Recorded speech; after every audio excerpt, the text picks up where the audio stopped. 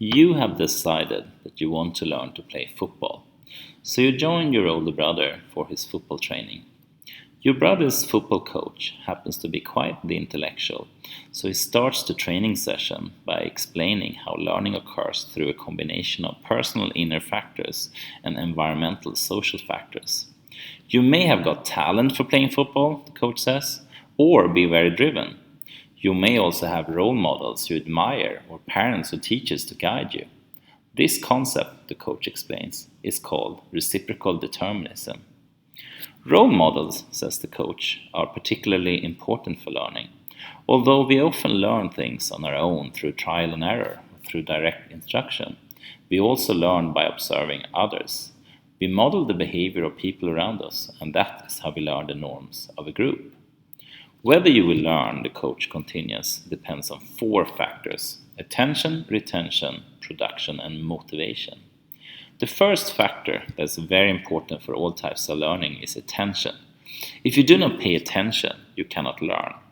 However, we must be aware of that won't pay attention if you do not feel motivated to learn. The second factor for learning is retention. Memory is essential for learning, especially the memory of what rewards a skill can give you.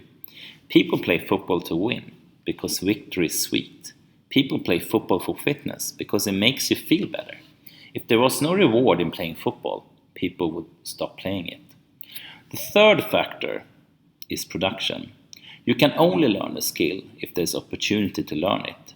If people stop you from going to school, you can't learn to read or write.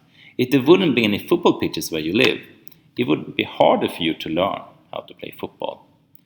Finally, and perhaps most important of all, is your motivation to learn a particular skill.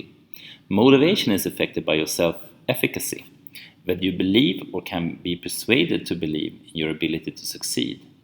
Look at all successful football players, the coach says, and see how confident they seem. Did they become confident because they were good at what they were doing? Or was it their confidence that made them good at what they were doing? Perhaps it was a combination of both.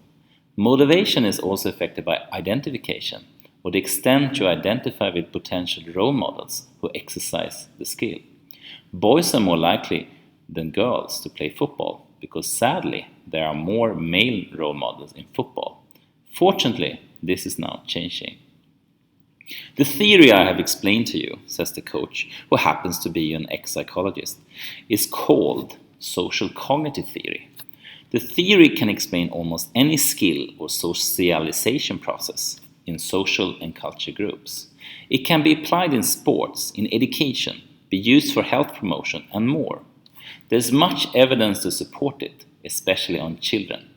However, although it can predict whether you will be successful in learning a skill to a certain extent, there are so many unknown personal and situational factors, so it's almost impossible for me to know which of you will become a great football player. It may not always be the one with most talent. The coach finally stops talking and lets you play some football. Geez, you tell your brother. Does he always talk this much? I'd rather learn by observing and doing.